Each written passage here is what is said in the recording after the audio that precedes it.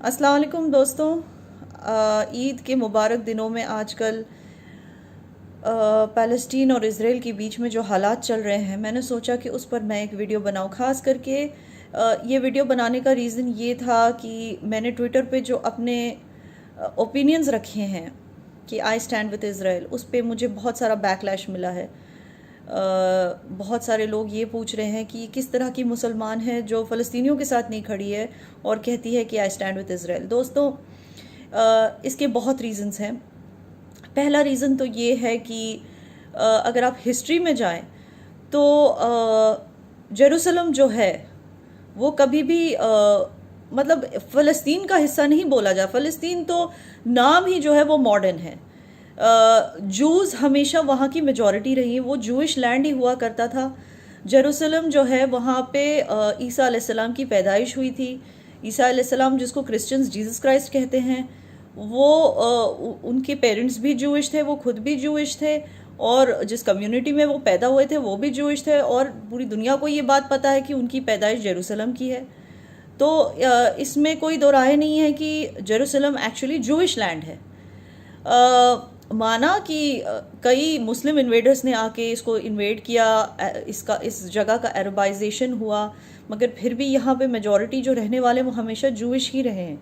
2015 के स्टेटिस्टिक्स के हिसाब से अगर आप देखेंगे तो जो पॉपुलेशन स्टेटिस्टिक्स हैं, 8.5 लाख जो पॉपुलेशन था जेरूसलम का, उसमें से 5.5 लाख जूइश थे और बाकी फ़लस्तीनी। और दोस्तों, अगर इस्लाम की बात करें तो कई सारे मुस्लिम स्कॉलर्स ने भी कहा है कि जो टेंपल माउंट है जिन जूस का, उसका जिक्र कुरान पाक में भी किया गया है। उसका जिक्र कई सारे मुस्लिम स्कॉलर्स ने अपनी पब्लिकेशंस में भी किया है। तो ये एक और एविडेंस है कि पहले से वहाँ पे जूस की सेटलमेंट्स पहले से थी, वो जूइश लैंड ही है। तो अब इस सब के चलते अगर आप मॉडर्न हिस्ट्री की बात करें तो 1967 में इसराइल ने गाज़ा और जेरूसलम को जीत लिया था इजिप्ट के साथ वॉर में।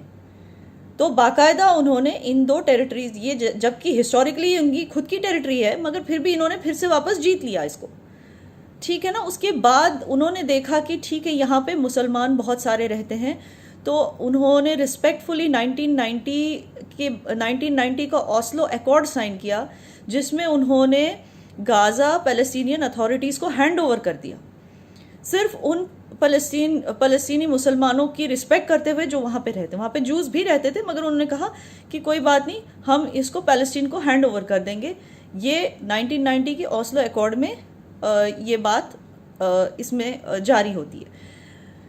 मगर उसके बाद हुआ ये दोस्तों कि पैलेस्टीनियन अथॉरिटीज़ को हमस नाम के एक टेररिस्ट ऑर्गेनाइजेशन ने टेक ओवर कर लिया।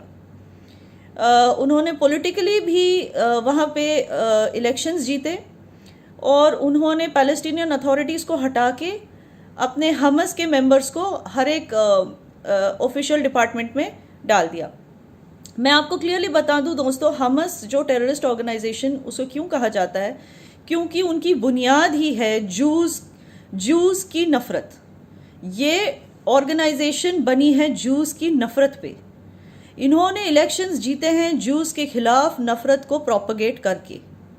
और इज़राइल ऐसा क्यों चाहेगा कि उसके हिस्से का जो गाज़ा है वो उससे नफ़रत करने वाली एक ऑर्गेनाइजेशन चलाए, उससे नफ़रत करने वाले लोग वहाँ रहे? इज़राइल ऐसे क्यों चाहेगा? मगर फिर भी वहाँ पे जो भी मॉस्क्स हैं उसको इज़राइली अथॉरिटीज़ प्रोटेक्ट करती हैं, वहाँ पे जो वर्शिपर्स आते हैं उन्हें इज़्ज़त देती है। मगर उस दिन जो रमज़ान के आखिरी जुम्मे वाले दिन जो वहाँ पे हादसा हुआ, वो हादसा कुछ ऐसा था कि हमस के कुछ लोग वहाँ पर स्टोन्स ले गए अल अक्सा मॉस्क के अंदर, जो हमारे इस्लाम की 3rd मोस्ट होलीस्ट मॉस्क मानी जाती है, उसके अंदर ले जाकर उन्होंने स्टोन्स रखे। और जब इनोसेंट लोग, मासूम लोग वहाँ पे नमाज़ें पढ़ रहे थे, उसके बीच में इन्होंने स्टोन्स मारना शुरू कर दिया इज़राइली फोर्सेस पे जो वहाँ पे रखवाली कर रहे थे, उन पे स्टोन्स मारना। रखवाली वो सिर्फ अल अक्सा मॉस्क की नहीं, वहाँ पे जो प्रे कर रहे थे उनकी भी कर रहे थे।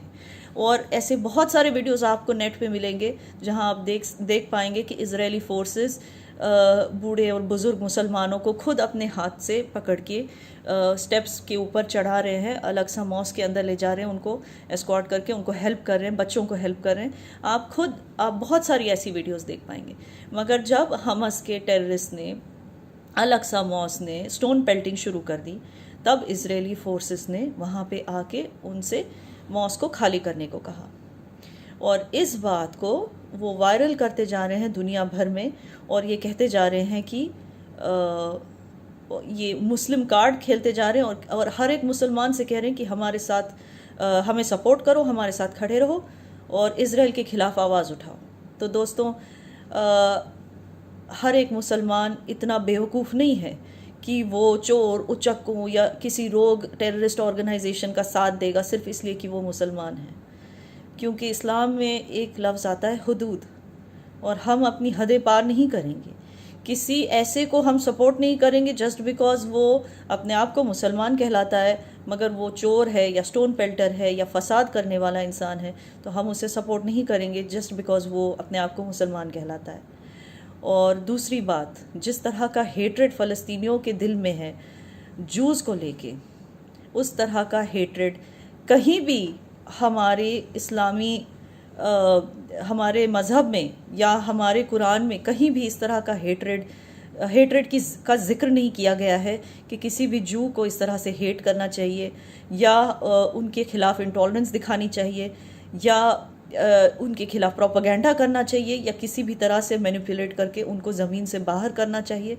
इस तरह का कोई भी जिक्र हमारे कुरान पाक में नहीं है, हमारे मज़हब में नहीं है, और ना ही हज़रत रसूलुल्लाह ने ऐसा हमें कभी कोई आदेश दिया था कि अगर मुसलमान हो तो जहाँ तुम्हें जू दिखे उसे उस ज़मीन से हटा दो। तो ये जो हमसे सपोर्ट मांगते हैं, दुनिया भर के मुसलमानों से जो ये सपोर्ट मांगते हैं, आज का जो मुसलमान है, आज का जो पढ़ा लिखा मुसलमान है, जो जानता है एग्जैक्टली कि कुरान में क्या ज़िक्र किया गया है और क्या नहीं, वो मुसलमान इस तरह के लोगों का साथ कभी नहीं देगा।